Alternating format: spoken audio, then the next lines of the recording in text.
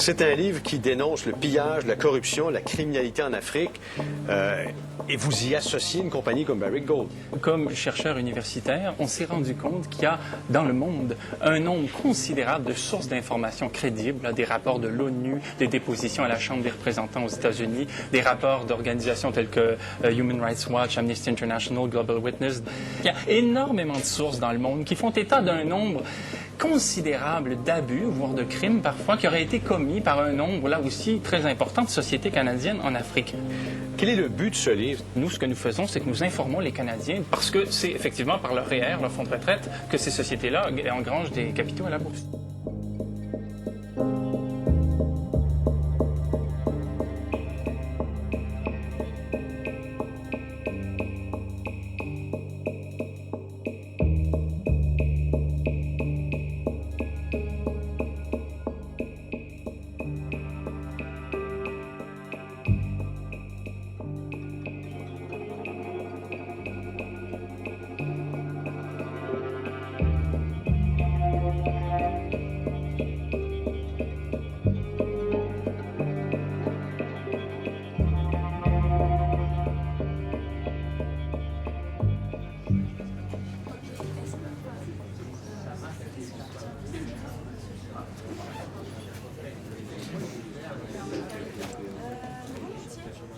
Avec pour seul objectif de l'écraser et de la pousser à la faillite, la Barrick Gold du Canada poursuit Éco-Société pour 6 millions de dollars. La plus grosse compagnie aurifère du monde réclame en effet à Éco-Société et aux auteurs de Noir Canada 5 millions pour dommages moraux compensatoires et 1 million à titre de dommages punitifs. Un tel montant représente 25 fois le chiffre d'affaires annuel d'Éco-Société, ce qui rend cette demande totalement absurde, a fortiori pour un organisme à but non lucratif et pour des auteurs sans fortune. Combien d'exemplaires où ils sont? Parce qu'au fond, on vous avait demandé de ne pas le distribuer, vous l'avez fait quand même. C'est-à-dire qu'il n'y a pas eu d'injonction comme telle. On ne nous a pas demandé de retirer le livre. On nous a dit que s'il y avait la moindre petite erreur, qu'on serait poursuivi. Ben, il semble en avoir trouvé, parce qu'on est poursuivi. Mais le livre est en librairie, partout, il est disponible. Combien d'exemplaires? Il y en a 5000 copies d'imprimées à peu près, oui. Je ne sais pas si vous avez une idée derrière la tête, à savoir si on pense en faire un coup en librairie. On est loin de la coupe aux lèvres. On va en vendre un peu plus, mais ça ne payera pas les 6 millions.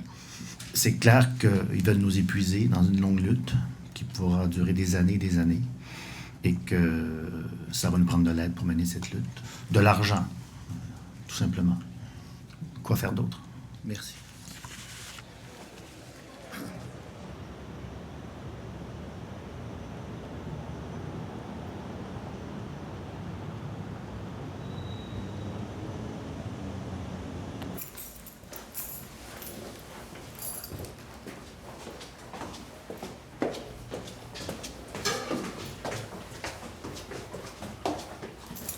C'est ici que tu vis, Alain? C'est ici que je survis.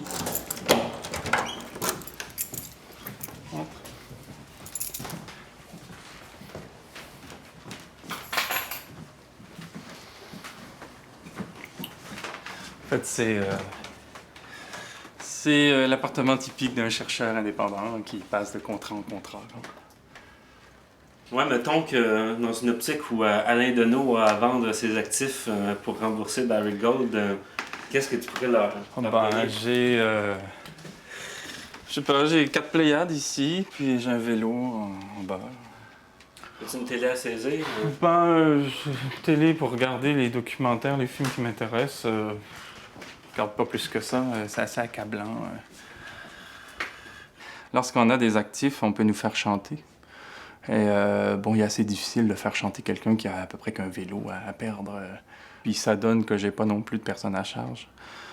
Ça fait que il m'est plus facile, comme pour à leur manière, comme pour mes collègues, de passer à travers, quoi. T'as pas un livre qui vaut particulièrement cher? Noir Canada. Combien il vaut? Ben, dans les pages du Monde, en France, on a dit que c'était le livre le plus cher de l'histoire, mais c'était une boutade.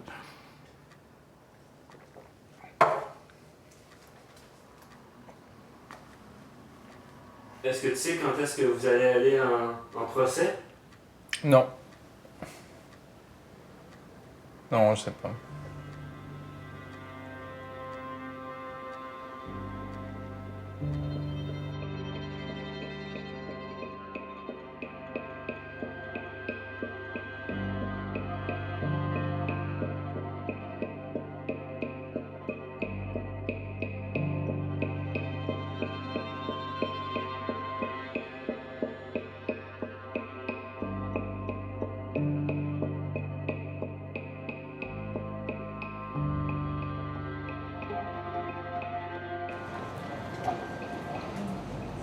Mais là, on fait face à 2 poursuites dans 2 juridictions différentes, au Québec et en Ontario, ce qui suppose des modalités de travail complètement différentes et ce qui nous pousse à toute la pratique à la faillite.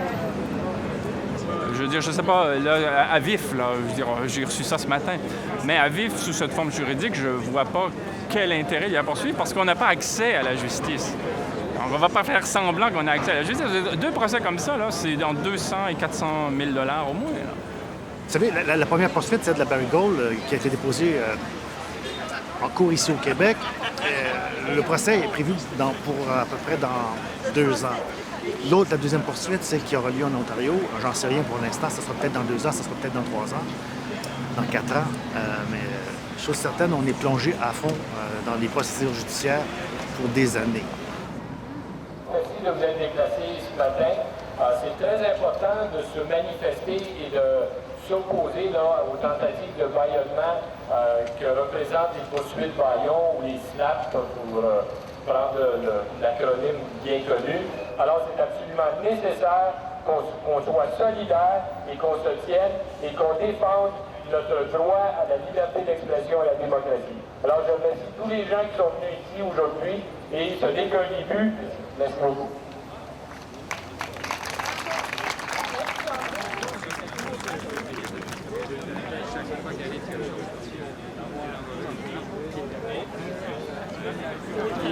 Mais donc, c'est ça, Banro, c'est une des compagnies dont Banro, B-A-N-R-O. C'est une compagnie dont vous parlez dans votre livre? Oui, c'est moi. Qu'est-ce que vous avez dit sur cette compagnie-là? Ben, je vous invite à lire le livre. Tout ce que je peux dire, c'est qu'on a cité, des sources crédibles. Celle de, je pense à Dominic Johnson, un spécialiste de l'Afrique en Allemagne. Mais peut-il que vous ayez fait des erreurs? Je veux dire, nous, à la presse, je suis habitué, je sais jusqu'où je peux aller. Autrement, je me fais poser une poursuite. Si effectivement je vais dans la diffamation... Nous ne sommes pas des journalistes, nous sommes des chercheurs universitaires. On travaille à partir de sources. Et à partir de sources, on en arrive à étayer une argumentation à laquelle est libre ou non d'adhérer le lectorat, quoi. C'est comme ça qu'on travaille. On travaille comme ça depuis des siècles. Là.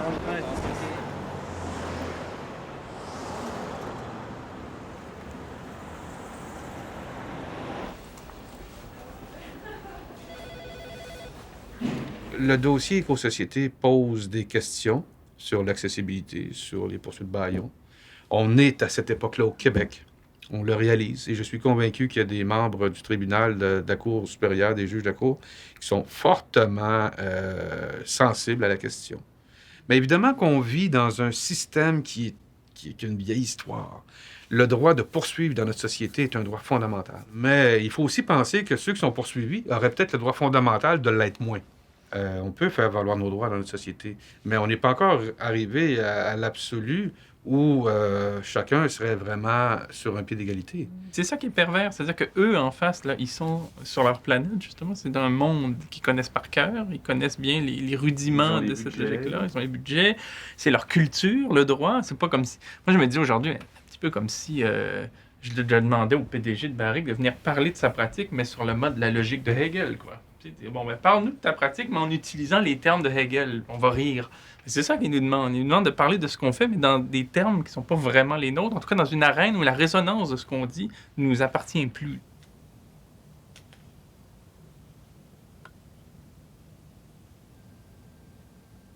Barrick Gold ne devait pas s'attendre à une résistance pareille des auteurs et des éditeurs. De l'éditeur. Je crois que la moindre des choses pour eux était de se dire ben ils n'auront pas la chance de pouvoir même suivre le débat, étant donné les sommes que ça implique. Et c'est donc tombé, le cas d'Éco-Société, le cas de Noir Canada, sur des gens qui avaient décidé que le sujet en valait la peine, qui effectivement étaient de ceux qui ne seraient pas les premiers à s'écrouler. Donc, le fait que le dossier a une telle ampleur, ça montre qu'on peut se défendre, oui, mais ça peut aussi faire peur à d'autres. Je ne m'attendais pas à... Je pense que le mot n'est pas trop fort, à une pareille orgie d'argent en termes de recours exercés par Barrick.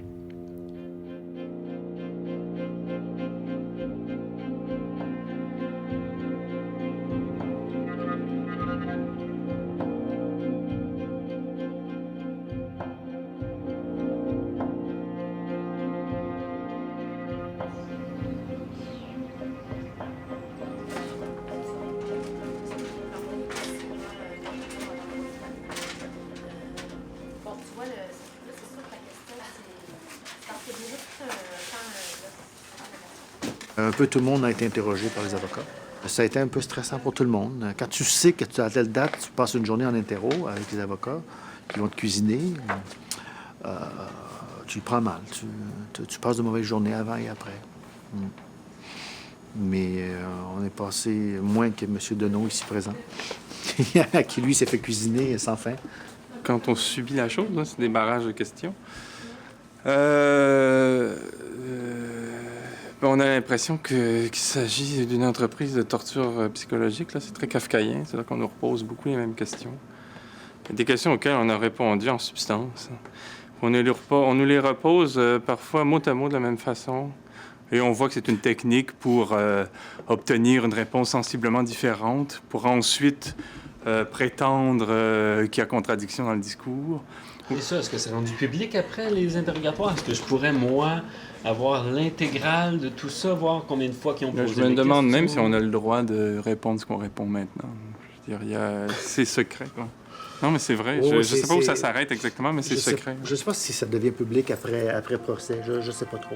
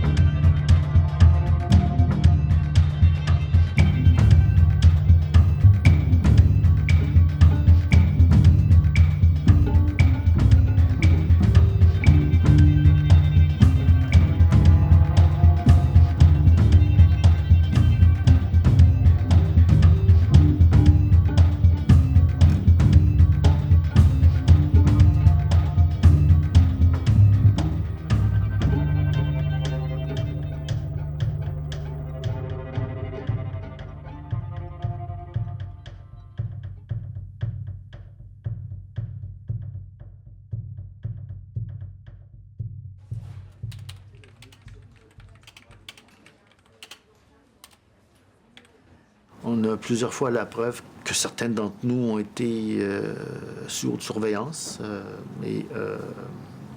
Donc, on se demande jusqu'à quel point ils le font.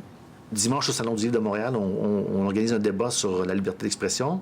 C'est pas enregistré par personne. Il y a un micro, il y a des micros, mais c'est pour l'amplification du son. Et puis le mercredi suivant, moi, je suis en interro et on me sort le texte de ce qui a été dit ce jour-là, dactylographie et tout. Donc, ils l'ont enregistré. Je crois pas que ça soit illégal, remarque, c'est pas ce que je dis. Mais ça te met une pression. Quand tu vois que tout le temps, il y a cette possibilité d'être sous surveillance, ça se vit pas bien. Ça met un poids dans ta vie. Moi, je le ressens dans mes tripes. Ils nous accusent constamment de mener une campagne publique de diffamation après publication. Donc, on aurait non seulement fait un livre diffamatoire, mais on serait en train de mener une campagne de diffamation contre la Barrick Gold, pour ne pas la nommer.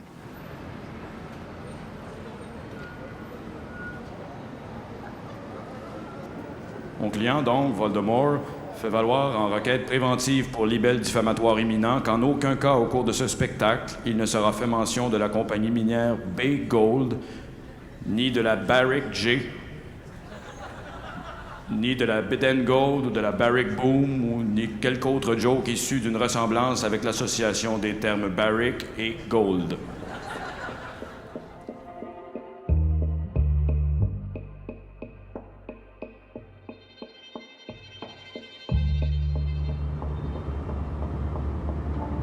C'est lui qui va chanter en bas, là.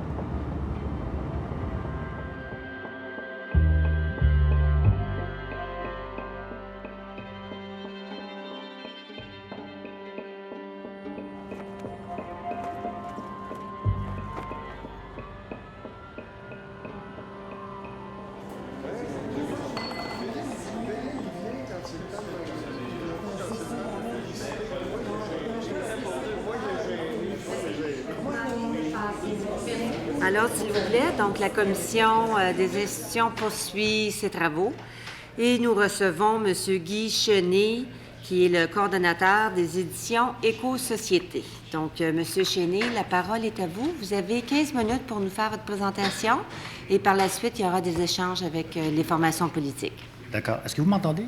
Oui, on vous entend parce bien. que moi, je m'entends. Donc, ah oui, là, je m'entends mieux. Monsieur le ministre, Madame la présidente, Mesdames et Messieurs les députés, le projet de loi 99 de Monsieur le ministre Jacques Dupuis est un bon projet de loi qui fera avancer la démocratie s'il est adopté. Tout a commencé par une mise en demeure que nous avons reçue comme quelque chose de très violent. Nous avons failli abandonner. Nous n'avions aucune envie de vivre une poursuite qui, nous le savions, serait épuisante.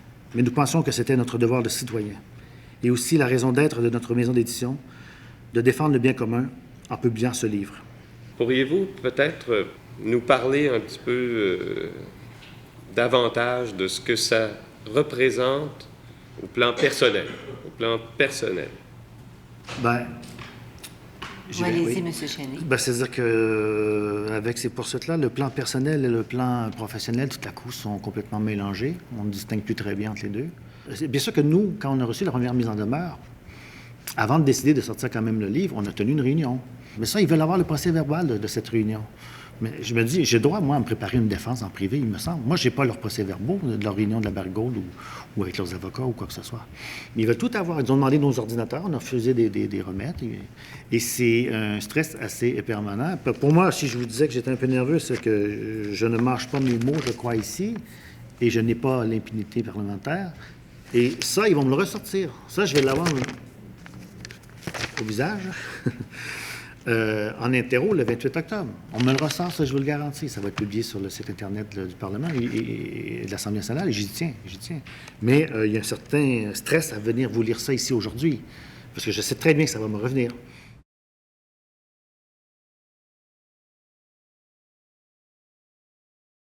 I'd like to start by saying that Barrick's lawsuit against the authors and publishers of Noir Canada is not a slap suit. It is about a book that is defamatory, pure and simple. Barrick believes that there's really only one place where the authors of the book will actually be required to acknowledge that their claims are absolutely without foundation, and that's in a court of law. When Barrick told the authors prior to publication that they had their facts totally wrong, they rushed to publish the book anyways, rather than to make any inquiry as to where they might have gone astray. Now to hear them complain that these are abusive proceedings is absurd. It could have all been avoided with a single telephone call or an email to Barrick, as any responsible author or publisher would have done. The allegations that have been made about Barrick are as nasty and as serious as any that you can imagine. For example, the book asserts that Barrick is responsible for genocide, murder, arms dealing, corruption, and a variety of other abominable crimes in countries that, for all practical purposes, we were not even doing business in at the time treated in the book.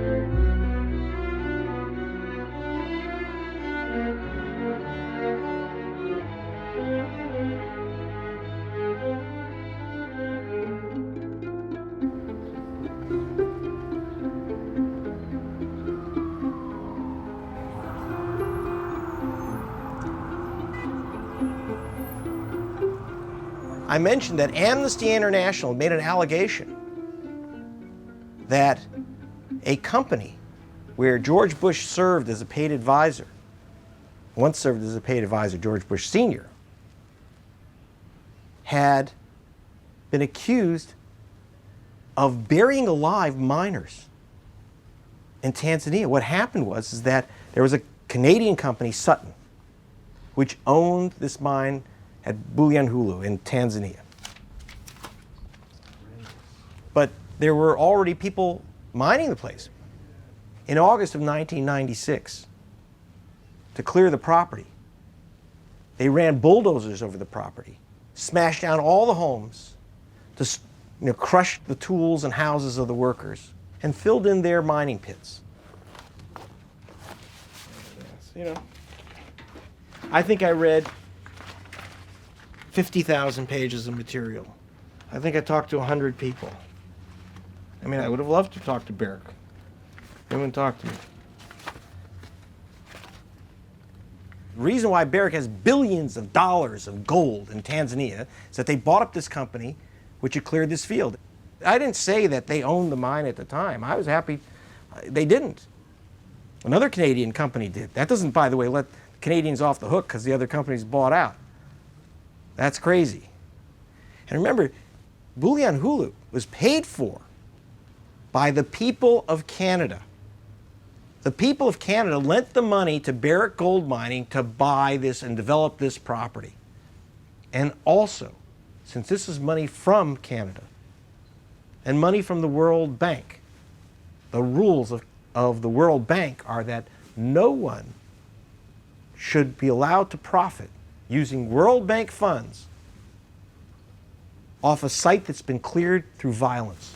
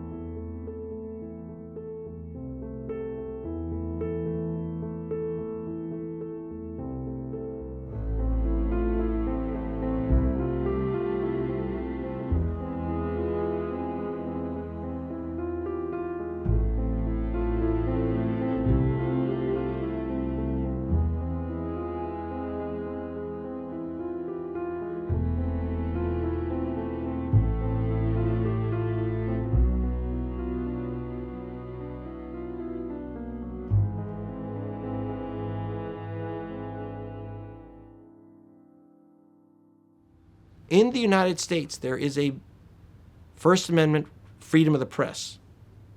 If they sued here, it would be tough going. Britain, Canada have these horrid libel laws. You can't win. You're guilty until proven innocent.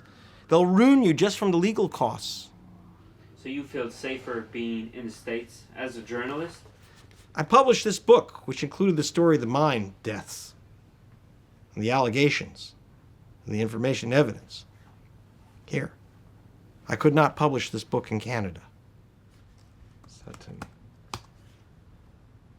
There's no one who has a lock on the truth here. You know, I'm a reporter. I'm not a crusader. You know, there could be some reality to what they say, or they can be completely right.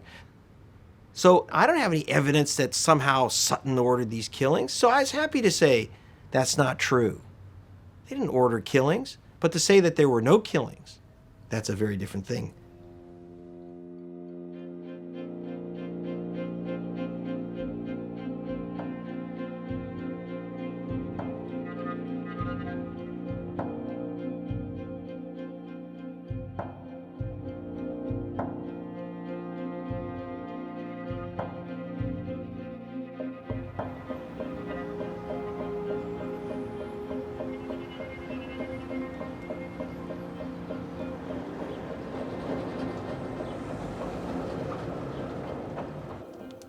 Well, this is the story that we wrote 10 years ago. This was published by the Varsity and the Atkinsonian. The Atkinsonian was the paper that I was editing at York University. It's no longer published. But you can find it online, do you? You can find the story online, yeah. I believe the Mining Watch Canada website has it online as a PDF. You can download it there. In March of 2002, I went to Africa to meet with the people who were making these allegations. And we were met by police and soldiers at our hotel who had informed us that the government would like us to go back to Dar es Salaam immediately and leave the country. And they didn't threaten us, other than their presence being a little bit, intimidating for people who aren't used to the sight of, soldiers telling you where to go and what to do. So we had about 12 hours to meet with and interview the artisanal miners who could get to the hotel where we were staying just outside of Geta, which is a mining town. People told us their story. We wrote it down. We videotaped it. We audio taped it. So this is John Mutiman Kamba. He's the secretary to the Small Scale Miners Association. And this is Julius Kachwele. He lost his house, his mining pits, and he claims to have removed a body from one of the pits. This is Melanie Abesai. She claims that both of her sons were killed in the evictions. The real scandal of this story isn't whether or not 52 people were buried alive. That's not, unfortunately, it's not anything that we can either prove or disprove. The real scandal is that the Canadian government and the Tanzanian government evicted thousands of people from their land and has decided to give away, essentially, for a very small royalty fee, gold resources that are worth billions and billions of dollars, and which, if they were allowed to be managed by the Tanzanian people themselves, could become the basis for an independently managed economy and potentially an independently managed political system. And that's something that our government just doesn't want to see.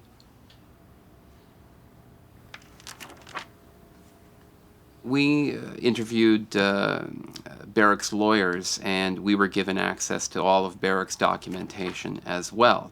They spent hours talking to us and giving us their side of the story, and we certainly represented what they had to say in our story as well. And we were very careful. We didn't want to be sued, and we didn't want to also print things that weren't true. So in the interests of both of those two aspects, we consulted with lawyers about our story, and we didn't publish things that we couldn't stand behind.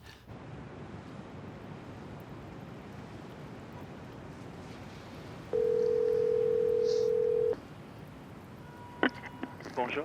Alain. Oui, salut. Ça va bien? Oui, ça va. Ce qui est fascinant, c'est qu'il y a vraiment beaucoup de choses sur Internet. Hein. En fait, sur Banro et sur Barrick, hein. C'est en fait étonnant qu'il ait choisi de poursuivre quand c'est pas quelque chose qui est nouveau. Ben, c'est qu'en fait, j'ai l'impression que tant que c'est dans des petits milieux qu'on débat, ça va encore. Tant que ces documents-là circulent dans les petits réseaux, ça va. Mais là, un bouquin, éco-société, un site web... Puis jusqu'à quel point la vérité pourrait sortir d'un procès comme celui-là? Au mieux, tout ce qu'on va nous dire, c'est qu'on avait le droit de faire ce qu'on a fait. Parler de l'Afrique. Faire parler de ces sociétés-là de manière critique. Il n'y a pas un juge qui va dire, oui, à Boulianoulou, il y a eu 52 morts. Ils vont juste dire qu'on a le droit de le supposer. De toute façon, c'est pas un procès sur est-ce que ça s'est passé ou non. Non, c'est un procès en diffamation. C'est un procès d'intention maintenant. Est-ce qu'on avait envie de les diffamer ou est-ce qu'on travaillait sérieusement? C'est ça la question.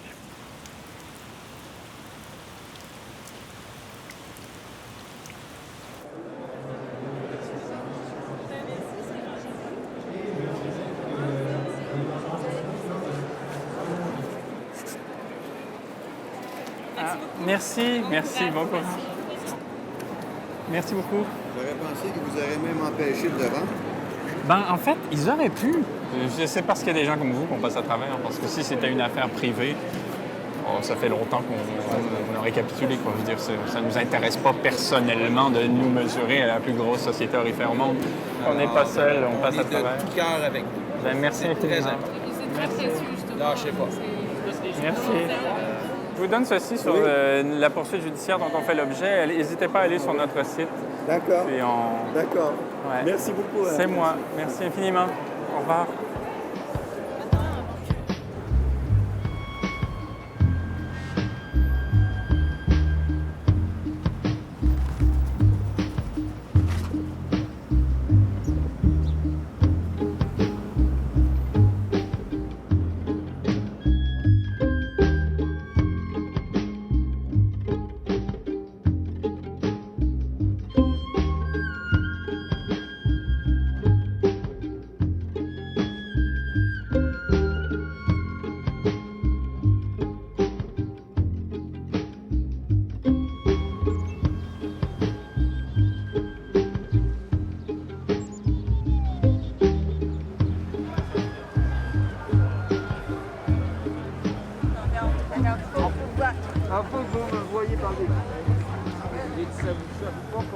Puisque nous avons perdu cette motion, Banro Corporation réclame de nous aujourd'hui même, illico au titre des frais de cour, 25 000 $ pour une journée et demie d'audience. Il revient aujourd'hui aux institutions d'ici de ne pas confiner elles-mêmes ceux qui participent au débat public dans les marges de la désobéissance civile. Et c'est pourquoi les autorités politiques doivent entrer au 21e siècle et comprendre qu'on ne peut pas à ce point privatiser la justice au profit des ayants droit et des seuls titulaires de capitaux. Cette loi contre les poursuites bâillons que nous appelons de nos vœux, elle est nécessaire si le gouvernement souhaite respecter un tant soit peu lui-même ses propres institutions et s'il refuse, comme nous le faisons, de les voir devenir une arme qui n'aurait plus de justice que le nom au service des seuls puissants. Merci.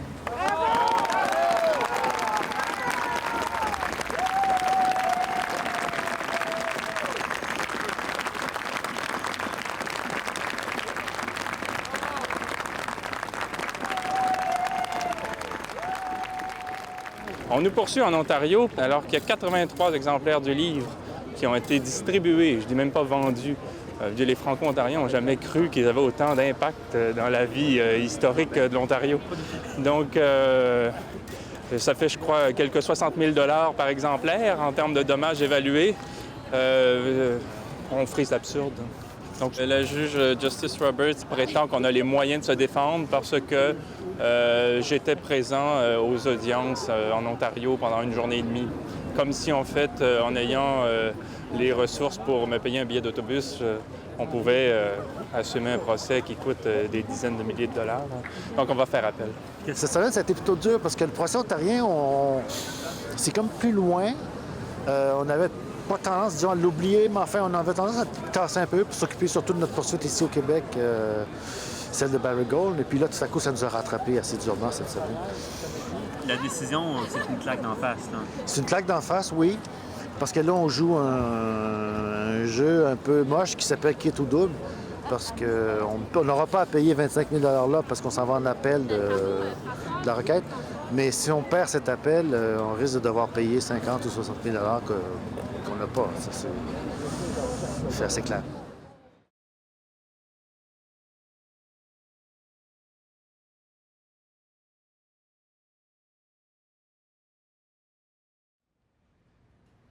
Ce qui m'étonne, moi, depuis que les procureurs d'éco-société sont entrés dans la partie, c'est qu'on n'a jamais autant travaillé. Comment ça se fait qu'on ne peut jamais leur demander, faites des photocopies, travaillez là-dessus? On dirait qu'ils font rien. Par exemple, le dossier Tanzanie-Congo nécessite qu'on fasse un cahier de sources. Mais en fait, c'est parce que chaque avocat va devoir déposer son dossier. Ils vont, c'est ça pourrait être un dossier similaire. C'est-à-dire, on ne va pas faire 2 fois le même travail. Ça pourrait. Je peux leur dire, voici dans l'ordre toutes les photocopies, pièces R1 à 100.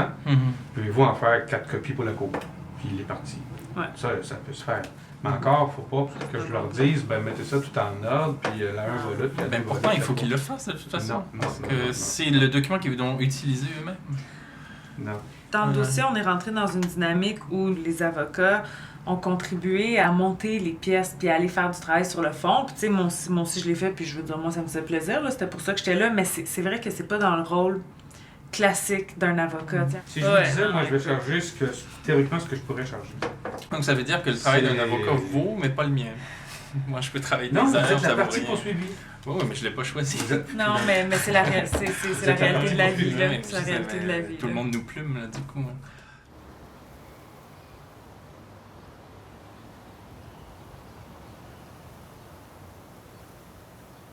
On est dans une sorte de sursis maintenant, étant donné que le procès n'aura pas lieu de sitôt. On a cru pendant un certain temps qu'il aurait lieu cet automne. Il aura sans doute lieu en 2010. Les choses sont à leur beau fixe. Soudainement, tout apparaît extraordinairement absurde. Notre système de justice va se pencher là-dessus comme s'il s'agissait d'une requête très sérieuse. Ça va coûter de l'argent aux concitoyens là, de mobiliser des juges, des greffiers sur ces questions-là. Barrick Gold va déduire de ses impôts ses frais d'avocat. C'est nous qui payons tout ça. Le bien public, en fait, sert à financer ce procès-là plutôt qu'une commission d'enquête qui ferait la lumière sur toutes les allégations qu'on a rapportées. C'est incroyable. On n'a plus besoin de Kafka. Là. C'est incroyable.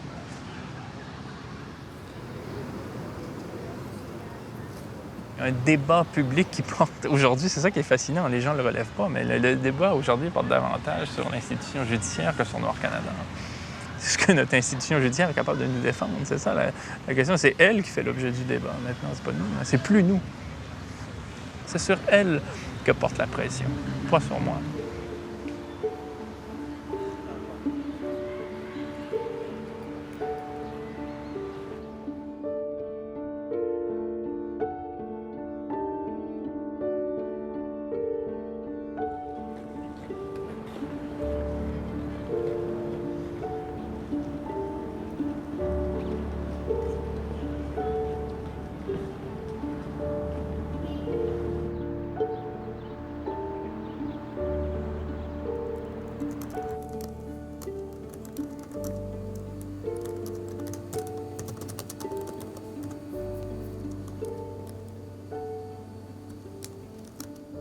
Je passe à travers la documentation qui nous a été envoyée par la partie adverse.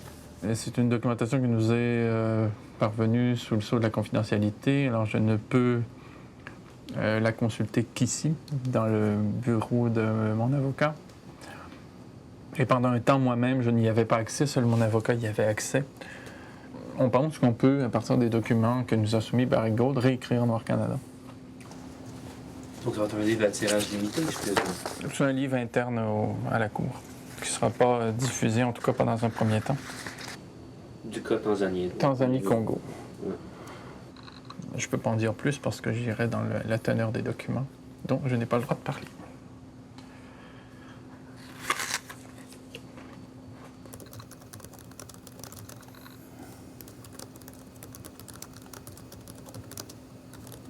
La poursuite, elle m'oblige à faire ce travail-là, donc j'essaie d'en prendre le parti pour pas être victime de la poursuite, mais au contraire pour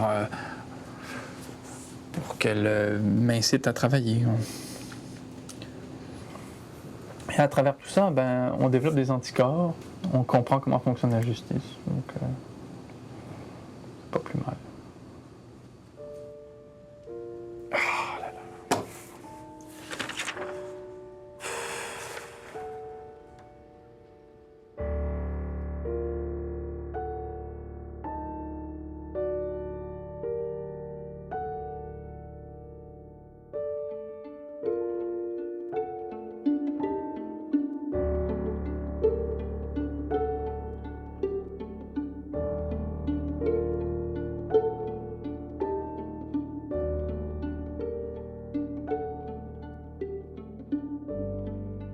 Depuis qu'on s'est vu, il y a eu le déluge de mise en demeure de la part de Barrick Gold à tous ceux qui ont travaillé un manuscrit que je dirigeais, qui a pour titre Imperial Canada Inc. Un travail qui est destiné à paraître en anglais. Et comme l'éditeur ne parle pas français et qu'on travaille en français, on était dans l'élaboration du manuscrit en compagnie de traducteurs. Barrick Gold a envoyé des mises en demeure aux auteurs annoncé du livre, donc tous mes collaborateurs, à l'éditeur anglophone, à Éco-Société, qui n'a rien à voir dans le projet, Éco-Société juste pas dans le champ, et aux traducteurs. Évidemment, on n'a rien envoyé, il y a quelques personnes qui ont répondu, d'autres pas, et puis ça en est resté là parce que l'éditeur a décidé d'annuler le projet. Et là, à un moment donné, je vais finir par me demander si je ne recevrais pas des mises en demeure par rapport à mes rêves la nuit, quoi. Je veux dire, bon, j'ai rêvé à quelque chose, je vais me retrouver avec des huissiers autour de mon lit, en disant, bon, à quoi avez-vous... Vous rendez-vous compte de quoi vous avez rêvé? Bon, ça en est là, quoi. Tu prends du sucre?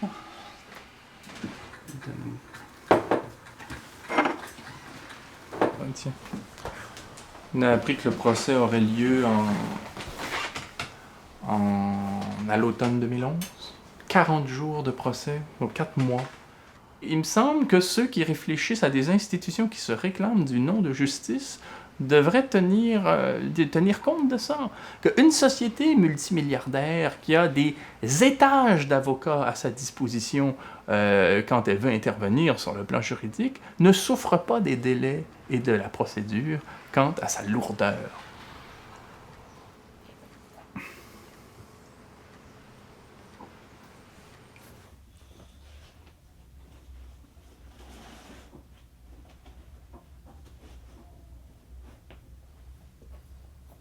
Quand on a reçu la poursuite, tu te mets à avoir une vie un peu particulière et t'en es conscient. Moi, je nous voyais aller là-dedans tout le temps, puis c'était clair qu'on n'était plus dans le même type d'existence que la moyenne des gens. C'était trop pour que... Bon, je l'ai toffé pendant 2 ans, mais puis j'ai essayé de faire de mon mieux pour qu'on s'en sorte, puis ensemble en fait, mais après 2 ans, carrément j'ai craqué, j'ai fait une dépression.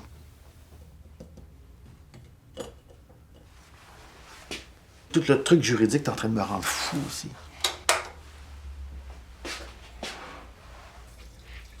Je me sentais coupable. Puis j'ai tenu le coup plus longtemps, donc, mais finalement, à quoi ça sert de rester quand on n'est plus bon à rien, quand on finit même par nuire à un moment donné.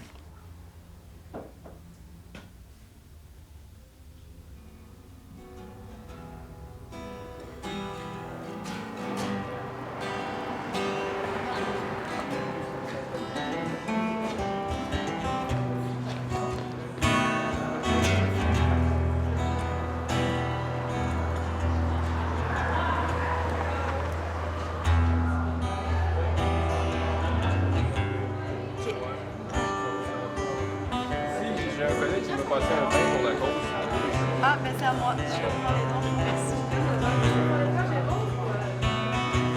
L'objectif de cette soirée, c'est de rappeler qu'on est encore là, que Noir Canada est sorti il y a 2 ans.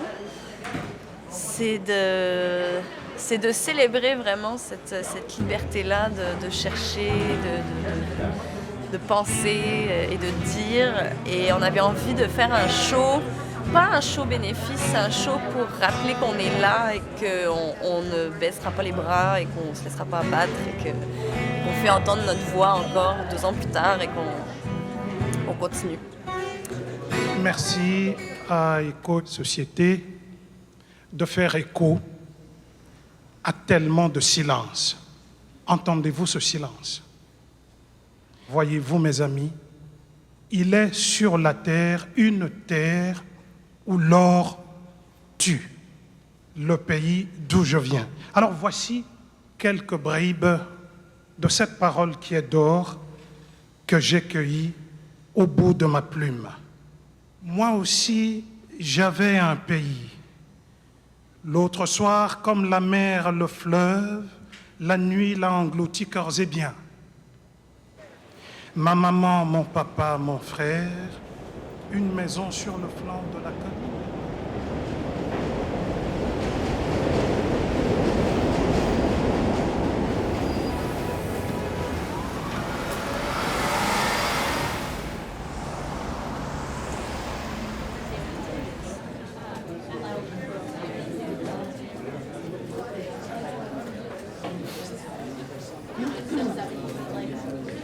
From the very severe war in the area of the African Great Lake that occurred between 1996 and 2003 officially, centers on the control of mining and other natural resources.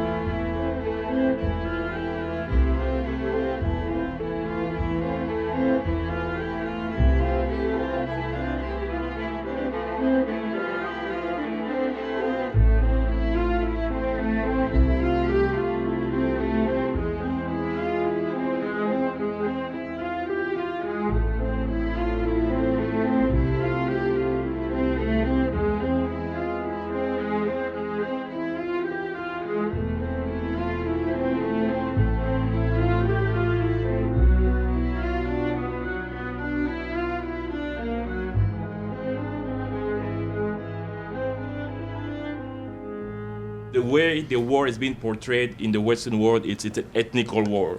You know, that there's this ethnic that doesn't get along with the other ethnic, the East and the West. Whoever is in Kabila or whoever is in power right now is not going to sign the contract in favor of the population. Because as you can understand, those companies are the ones supporting his power. So he's going to do whatever he can to please them. During Mobutu, that was the case. That's why he opened the door, like you say, laissez-faire. Let them do whatever they want as long as they can give me protection.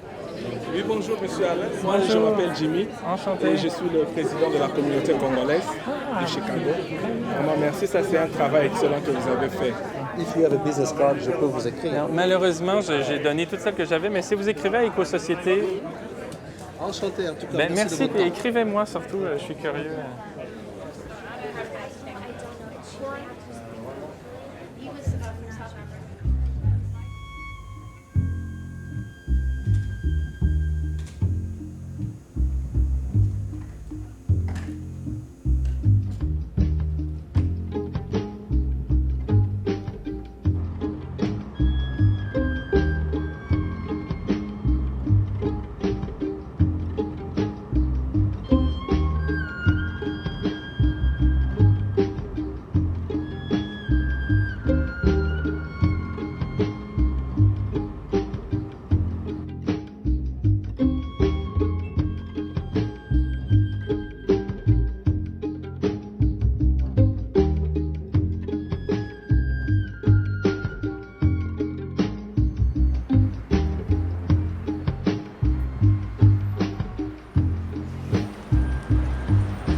something we can do?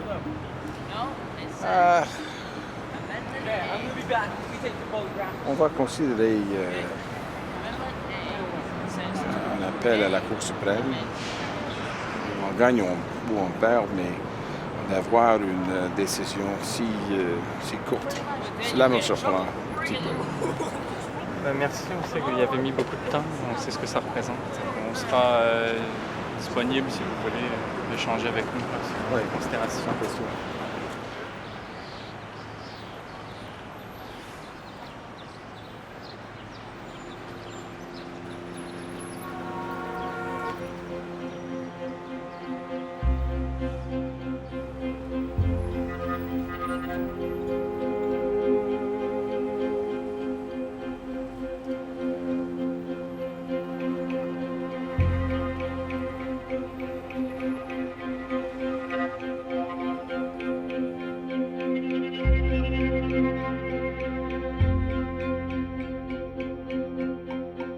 This bill has received so much attention, Madam Speaker, because of the increasingly negative reputation of Canadian mining companies operating abroad, who do things to people and communities which would never, ever be tolerated in this country. I could literally take you on a world tour, Madam Speaker. Mexico, Guatemala, El Salvador, Honduras, Peru, Ecuador, Chile, Argentina, Colombia, Papua New Guinea, Tanzania, Congo. All of these countries have enormous conflicts with Canadian mining companies. Well, Canada is the center of financing for mining in the world. The Toronto Stock Exchange is the financier of choice, if you will, for mining companies around the world. So we are the center of the action. The aim of this bill was actually quite modest. It was a simple bill, and it basically said that if, in fact, you breach corporate social responsibility standards, which are well-known international standards, that the government of Canada will no longer financially support you. I'm rising here today to speak in strong opposition to Bill C-300. In fact, it is important to note that many witnesses stated that this bill would jeopardize the ability of Canadian corporations to purchase mines from less reputable operators. Frequently, Madam Speaker, Canadian companies will purchase mines that were previously run with little regard to human rights, and the Canadian companies will correct the problem. What was amusing to me over the course of this bill was that whatever regulation we have is illusory.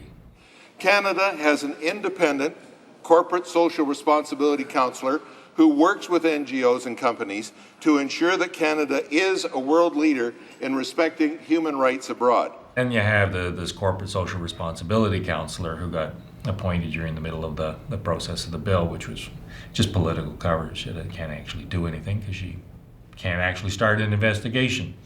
You name any allegation, anyone you've got in that whole list of allegations you've got, you phone her up and ask, are you going to start an investigation on company X, Y, or Z? She'll say, well, I have to get the permission of that company to start the investigation. All those on my left in favor of the motion will please rise. Mr. McKay, Scarborough-Guildwood. Roll on my left. Mrs. Simpson. Mrs. Simpson. Mr. Trudeau. Mr. Trudeau. Ms. Bennett. Ms. Bennett. Mr. Coderre. Mr. Coderre. Mr. Ray. Mr. Ray. Mr. McGuinty. Mr. McGuinty. Mr. Duceppe. Mr. Duceppe. Mr. Paquette. Mr. Paquette. Mr. Mulcair. Mr. Mulcair. Mr. Layton. Mr. Layton. All those opposed to the motion will please rise. Mr. Bernier. Mr. Bernier. Mr. Chong. Mr. Chong. Madame Werner. Madame Werner. Mr. O'Connor. Mr. O'Connor. Ms. Ambrose. Ms. Ambrose. Ms. Oda. Ms. Oda. Mr. Harper. Mr. Harper. Mr. Cannon Pontiac. Mr. Cannon Pontiac. Mr. Flaherty. Yeas pour 134, 134, mais contre 140, 140. Je déclare la motion rejetée.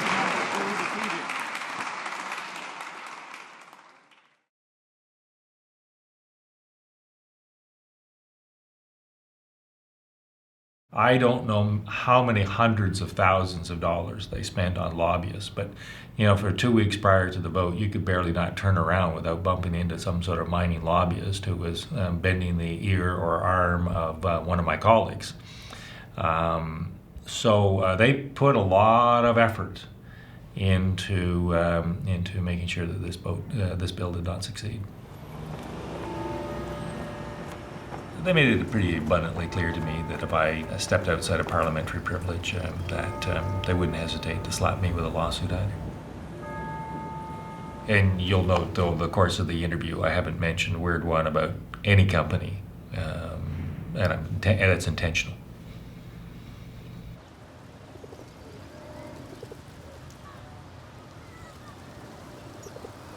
Tu as vu au Parlement canadien, le projet de loi qui s'est encore fait, le projet de loi C300? Non, mais ça montre que l'establishment canadien est absolument lié à la question minière. Il n'est absolument pas question de lui mettre des bâtons dans les roues, même symboliquement.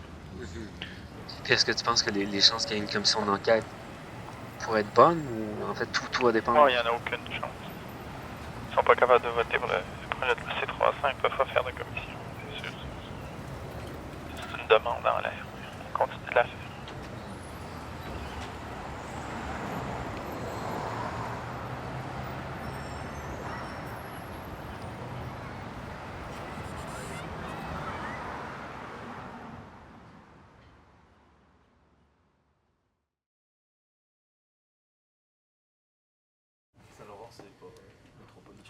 Alors, d'abord, on nous dit qu'il n'est pas question de règlement avec les auteurs. Donc, les assureurs disent on veut bien négocier, mais enlevez-vous ça de la tête. Il n'est pas question, ni maintenant, ni, nous dit-on, jamais de régler avec les auteurs. Alors, après ça, libre à nous d'imaginer qu'est-ce que peuvent contenir ces propositions-là, mais on voit bien quand même que ça, c'est évident là, qu'il y a une tentative de désolidarisation sur laquelle on doit se positionner. Moi, je mène les négociations. J'ai un peu besoin de savoir quelle marge j'ai, jusqu'où le CA appuie, jusqu'où on est prêt à aller, quoi. Est-ce que tu as vérifié si les assureurs peuvent se retirer sur n'importe quel prétexte? Les assureurs sont souverains là, quant à la direction du dossier. Ils peuvent pas signer une lettre de rétractation à notre place. Non. Mais ils peuvent nous dire, on nous offre pour 35 000 puis une lettre de rétractation. C'est le genre de situation où l'assureur peut dire, ben, on vous représente, mais dans ces conditions-là. Nous, on avait déjà donné des conditions pour négocier avec Barrick, puis la solidarité avec les auteurs était une de ces conditions-là. Puis à ce moment-là, il nous avait dit qu'il trouvait ça tout à fait naturel. Là. Pour moi, il n'y a pas de négociation possible. Il faut qu'on le gagne, ce procès-là. Absolument. Il faut qu'on aille au bout du procès. Même si on perdait le procès, on l'aurait gagné en allant jusqu'au bout, d'après moi. Nos conditions, c'était on ne retirera jamais le livre, on ne s'excusera jamais, on ne lâchera pas les auteurs. J'en oublie-tu? Puis pour moi, c'est des conditions qui restent non négociables.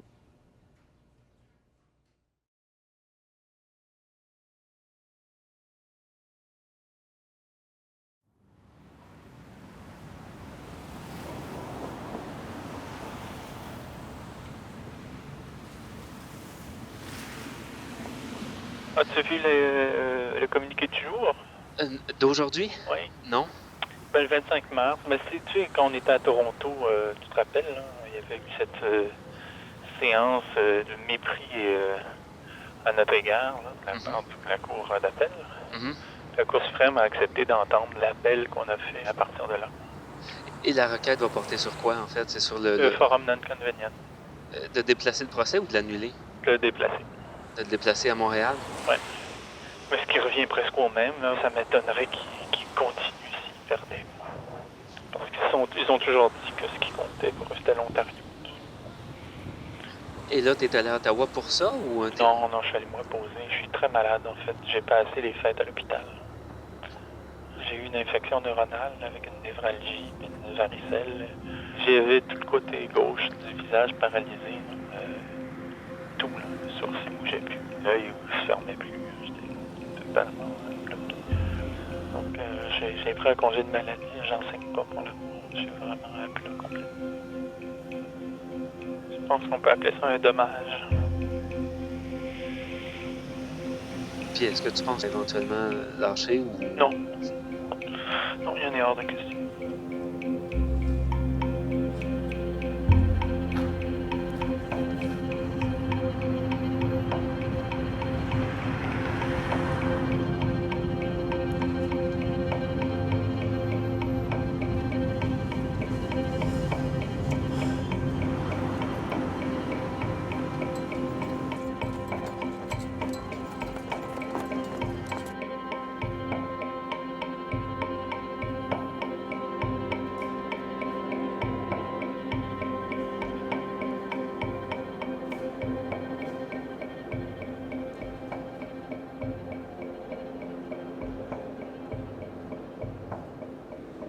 Tous les champs sont couverts, là, c'est encourageant. Là, c'est-à-dire autant le problème de 2 poursuites simultanées, autant le problème du forum shopping, c'est-à-dire le fait d'aller chercher la juridiction qui est le plus avantageuse pour un procès, autant la liberté d'expression, autant la liberté à un procès équitable, c'est-à-dire un accès à la justice. Si c'est une décision défavorable, ça va être extrêmement difficile, en fait, de mener 2 combats à la fois. Ben, c'est juste pas tenable. Je dis, ça sera peut-être faisable, mais il va falloir que j'en fasse le combat d'une vie, puis ça va durer des années, parce qu'après ça, il y aura les appels des 2 côtés, puis toutes les contradictions qui sont possibles. Il faut que j'aille parler aux avocats, là, vraiment, je vais y aller. Quebec has put in place a very strong anti-SLAPP law which aims to enhance the protection of free expression. Then why would, in a country like Canada, a federation like Canada, we allow some partisan litigant to take a case in another province that would seek to undermine it, where the whole focal point of the case was on Quebec and was on the issues that were part of a debate that was taking place in Quebec?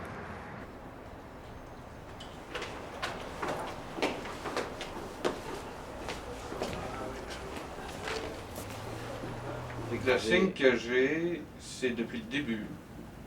Je veux peut-être régler avec vos sociétés, mais de nos, pas trop battre. OK, c'est bon. On a besoin de savoir comment les chercheurs que nous sommes devons adapter nos modalités de pensée au droit et à ce qui se passera dans la procédure et toute idée que vous auriez là, quant à la façon de s'y prendre, à ce qu'il faut lire, à ce par rapport à quoi il faut être aux aguets. Toutes les questions que vous aimeriez que je vous pose, vous les écrivez. Vous me préparez vos questions. OK. Moi, là, c'est pas moi qui va décider de ce que vous allez dire. C'est vous qui avez votre contenu. C'est ça le principe. Moi, je suis tout simplement là, un outil. Là. Il n'y a que la plaidoirie que je vais sortir mes tripes. Moi, j'ai déjà une idée. Je veux dire, je donne juste des exemples, je m'arrête là, parce que c'est plus la discussion qui compte. Là. Mais par exemple, qu'est-ce que la science? Parce qu'ils vont arriver avec un discours sur la science qu'on peut démonter en lisant Foucault, par exemple. Donc, la science, pour eux, c'est une catégorie idéologique, c'est même pas... il n'y a pas d'épistémologie pour eux. C'est déjà là. Oui, ça si t'es scientifique, t'es pas scientifique, puis si t'es scientifique, t'es positiviste, en fait. C'est une école très, très précise. C'est tout ça qu'il faut voir, et je suis sûr qu'on en oublie. Moi, au quotidien, je pense à d'autres choses. Là. Je me lève le matin, je me dis, zut, ils vont sortir ça. Là, je commence seulement cette semaine à prendre l'habitude de noter tout ça. Moi, ce que je me suis dit en t'entendant parler, c'est qu'il va falloir faire attention de toujours leur parler leur langage puis se référer au principe de droit derrière ça. Est-ce qu'on est tenu à une prudence, à une retenue, c'est-à-dire, on dit pas au juge, va chier. révérence? On dit pas au juge, va chier. On s'entend là-dessus. On s'adresse toujours au juge. Et quand vous parlez, vous ne regardez même pas l'avocat qui vous pose des questions, vous regardez la cour. Vous vous adressez toujours à la cour. Donc la cour, on doit la respecter, elle, quand même. Ben, la cour, on doit la respecter. Non, mais moi, je la méprise. Je la méprise. C'est ça notre opinion. C'est pour ça qu'on veut vraiment poser la question. Mais en fait, ce qu'il faut savoir, c'est juste les conséquences. Moi, quand je disais qu'il faut parler dans leur langage, en termes suivre les arguments juridiques, c'est si ce que vous voulez, le plus important pour vous, c'est gagner ce procès-là. Mais si on veut juste le finir, ben là, dans ce cas-là, puis ces limites-là, ils les ont plus. Mais j'aimerais moi pouvoir dire à un juge que j'ai pas confiance en lui et qu'il vit dans un monde qui est étranger aux méthodes qui sont les nôtres et qu'il peut même pas comprendre parce qu'il est formaté pour pas le faire selon Duncan Kennedy. Déjà, vous le savez pas. Vous savez même pas qui sera le juge.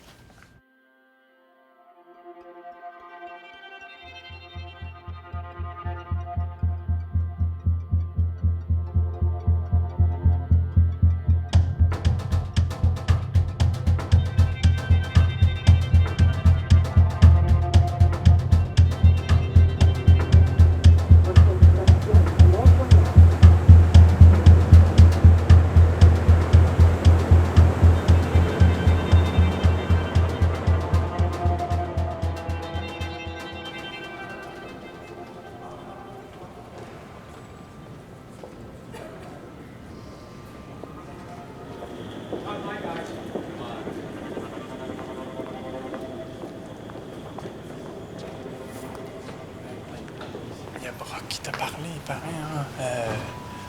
Il m'a demandé une chose. Mais peu importe, il t'a vu. Moi, je te dirais vraiment encore. Moi, je viens pas ici demain. OK. Puis planque ton matériel. Regarde pas ça chez toi. Même dans ton ordinateur, je sais pas quoi, mais elle n'est pas chez toi. Tu trouves une façon de...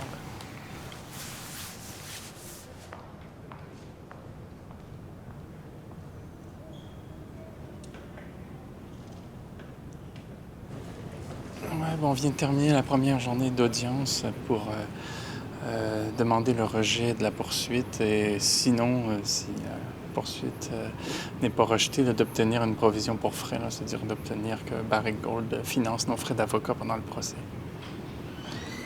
Ce sont les journées les plus cruciales de ces 3 dernières années, parce que là, on est en train de déterminer si on va se représenter seul ou pas. Maître Tamarou n'est plus notre procureur.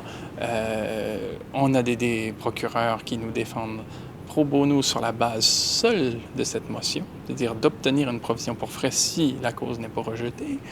Et donc, on doit aujourd'hui, là, considérer qu'on joue notre va-tout. Ou bien on est représenté parce que Barrick va financer notre défense, ou bien on doit se représenter seul après coup. Et ce qui est fou, c'est que chaque petite chose qu'on fait, à cause de cette poursuite dont on est l'objet, nous est reproché comme si on était les sujets de l'affaire. On continue de mener une campagne de diffamation. On utilise la poursuite pour je ne sais trop quelle, satisfaire quelle fin. On ne peut pas respirer. J'ai l'entrevue que je fais avec toi maintenant me serait reprochée si on en prenait connaissance.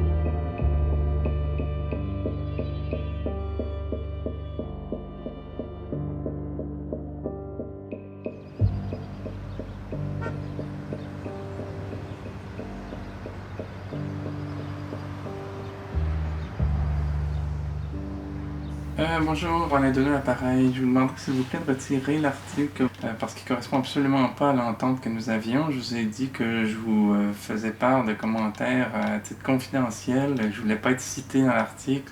Je le suis. Vous pouvez pas avoir... Vous n'avez pas idée à quel point vous nous mettez dans l'embarras. Là, s'il vous plaît, là, on marche sur des œufs dans cette histoire. Là, puis on aimerait bien avoir votre collaboration là-dessus. Je pense avoir été clair hier. Là. Je vous prie de retirer cet article du site. Merci.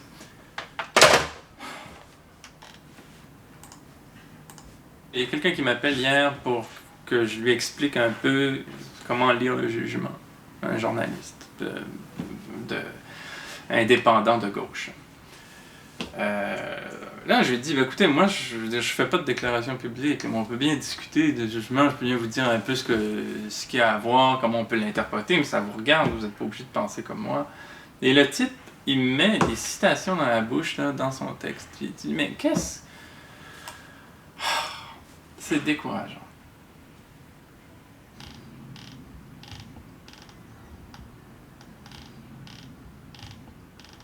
Ce que nous fait bien comprendre la juge dans son jugement, c'est qu'elle est présente comme étant souhaitable un règlement hors cours, en disant en gros, bon, c'est moi qui interprète, mais que la justice serait sans doute pas à même de distinguer le vrai du faux dans cette affaire. Bon, il se pourrait que d'ici quelques semaines, tout se règle par cette voie-là. Mais toi, comment tu te sens par rapport à ça? Est-ce que tu as envie d'y aller en négociation ou tu sens que tu fais ça un peu à contre-cœur? Ou... J'ai envie de rien seulement. On est vraiment coincés.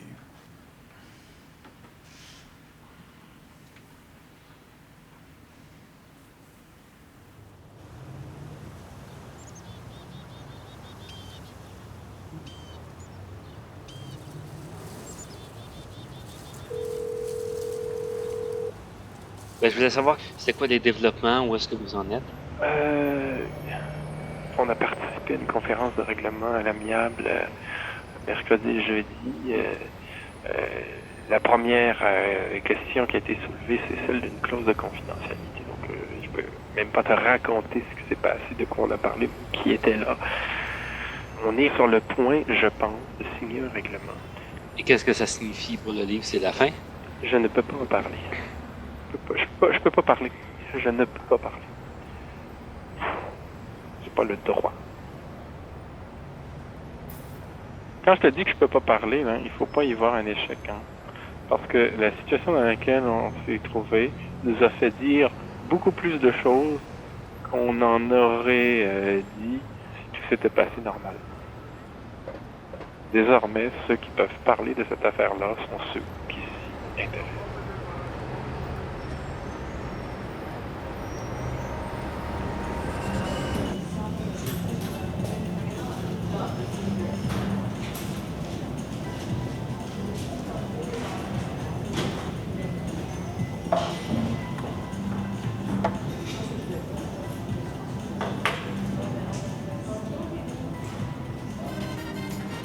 Savoir de l'actualité. Voici Paul Arcan. 7h28, hier, l'éditeur Éco-Société annonçait une entente avec la compagnie minière Barrick Gold au sujet d'une poursuite qui avait été intentée après la publication du livre Noir Canada. Et l'entente prévoit, entre autres, que le livre est retiré du marché. Et l'auteur de ce livre est avec nous ce matin, Alain Deneau. Bonjour, M. Deneau. Bonjour. D'abord, pourquoi il y a un règlement et pourquoi le livre est retiré? On a réglé parce que ce dossier-là devenait disproportionné. Il nous neutralisait, nous, comme personne ou comme petite entité. Ce que nous vivons aujourd'hui est historique. C'est rarissime que dans un pays qu'on estime être une démocratie, on en soit, je dirais, pris dans un rapport de force qui nous amène à décider, dans ce contexte-là, d'en finir. Et l'heure est vraiment venue de réfléchir sur l'impact qu'a la procédure judiciaire sur nos vies de citoyens quand on n'est pas millionnaire et quand on n'est pas une multinationale. Merci beaucoup, M. Deneau, d'être venu ce matin. Bonne chance. Merci. Au revoir. Alain Deneau est l'auteur du livre Noir Canada. Je rappelle donc qu'il y a une entente qui a été conclue entre Éco-Société et la minière Barrick Gold. Le livre est retiré.